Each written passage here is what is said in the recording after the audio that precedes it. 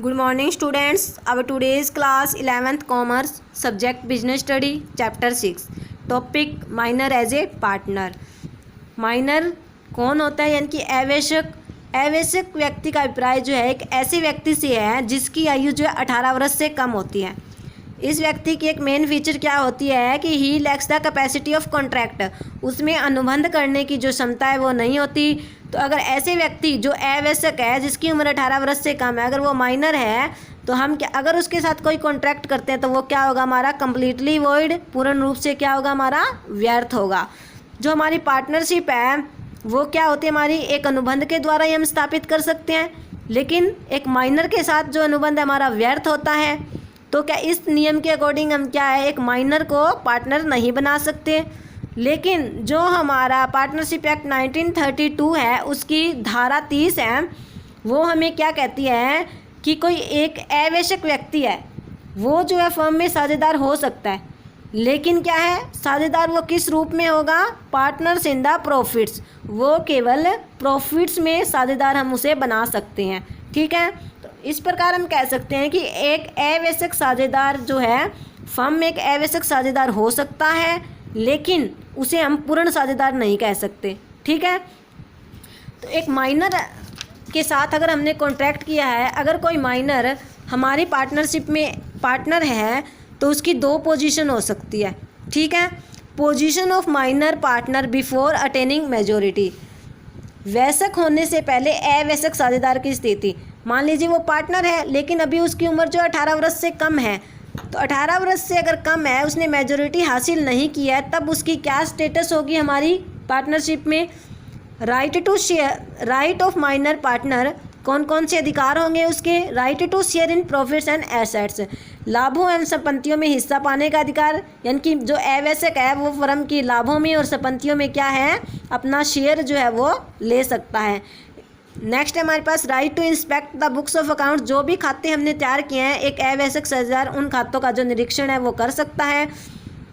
Right to file suit, यानी कि मुकदमा दायर करने का अधिकार, एक आवश्यक साझेदार जो है, अगर फर्म में आवश्यक साझेदार है, अगर दूसरे साझेदारों ने उसे उसका हिस्सा जो है भुगतान नहीं किया है तो वो क्या कर सकता है, कोर्ट में मुकदमा जो है उनके प्रति दायर कर सकता है।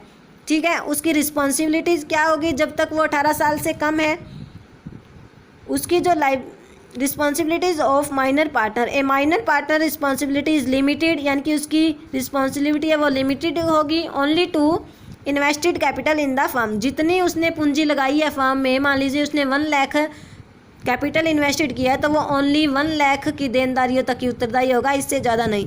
While other partners of the firm had unlimited liability, जो दूसरे वयस्क पार्टनर हैं उनकी क्या होगी, अनलिमिटेड, लेकिन माइनर पार्टनर की लाइबिलिटी क्या होगी, लिमिटेड होगी। तो ये जब वो 18 साल से कम है तब उसके अधिकार और उसके उत्तरदायित्व हैं।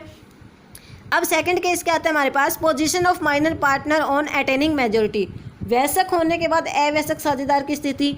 जब वो 18 साल का हो जाता है, मेजोरिटी हासिल कर लेता है, तब उसकी फर्म में क्या स्थिति होगी, तो वो क्या 18 साल के होने के बाद हम ये मानते हैं कि एक व्यक्ति जो है अनुबंध करने के योग्य हो जाता है। तो मेजोरिटी हासिल करने के बाद वो दो प्रकार से डिसीजन ले सकता है। When he elects to remain a partners, जब वह फर्म में जो है साझेदार बना रहना स्वीकार कर सकता है। और सेकंड क्या हो सकता है, when he elects not to remain a partner, अब उसमें जो है कॉन्ट्रैक्ट करने की क्षमता है तो वो डिसीजन ले सकता है कि उसे पार्टनर बने रहना है या पार्टनर नहीं बनना है। अगर वो पार्टनर बने रहता है तो क्या होगा, his liability will be unlimited, 18 साल के बाद जो है उसकी लाइबिलिटी क्या हो जाएगी, असीमित हो जाएगी। He will also get share in the losses along with the profits, जब वो 18 साल से कम था तो वो क्या कर रहा था, ओनली प्रॉफिट्स में हिस्सा ले रहा था, लेकिन 18 साल के बाद अगर वो पार्टनर बना रहता है तो क्या उसको अब हानियों में भी हिस्सा दिया जाएगा। He will be responsible for the acts of the firm made during his tenure of minority respective effect. तो क्या है, अगर उसने 18 साल से कम उम्र में जो भी कार्य किए हैं, 18 साल का होने के बाद अगर वो पार्टनर बना रहता है तो जो भी कार्य उसने किया है उन सब के लिए वो क्या है, उत्तरदायी होगा। सेकंड, अगर वो ये जब वो यह निर्णय लेता है कि वह साझेदार नहीं रहेगा, जब वह साझेदार बना रहना स्वीकार नहीं करता, इस स्थिति में क्या होगी उसकी position, his rights and responsibility will be of a minor till the date of public notice, जब तक वो ये सार्वजनिक सूचना नहीं दे देता कि अब वो फर्म में साझेदार नहीं है, तब तक क्या है, उसकी जो भी अधिकार हैं और जो भी दायित्व वो क्या रहेंगे, सीमित ही रहेंगे। ठीक है।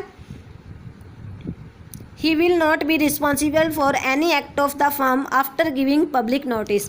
जब ये सार्वजनिक सूचना दे देगा कि अब वो फर्म में साझेदार नहीं है, तो फर्म के कार्यों किसी भी काम के लिए वो है उत्तरदायी नहीं होगा। He has the right to file a suit against other partners for demanding share in the assets and a profit। वो क्या है, अन्य साझेदारों पर संपत्ति एवं लाभ में अपना हिस्सा भुगतान करने के लिए कोर्ट में मुकदमा दायर कर सकता है। तो ये था कि एक माइनर जो है हमारी फर्म में साझेदार हो सकता है, लेकिन इन ओनली प्रॉफिट, वो केवल प्रॉफिट्स में ही साझेदार होगा, हानियों में नहीं। जब वो 18 साल से ऊपर हो जाता है, मेजॉरिटी हासिल कर लेता है, तो क्या 2 पोजीशन हो सकती है कि जब वो पार्टनर बने रहता है तो उसकी क्या पोजीशन है, और पार्टनर अगर वो नहीं बनना चाहता 18 साल का होने के बाद तो उसकी क्या स्टेटस है। ये आपको एक बार रीड करना है। थैंक्स।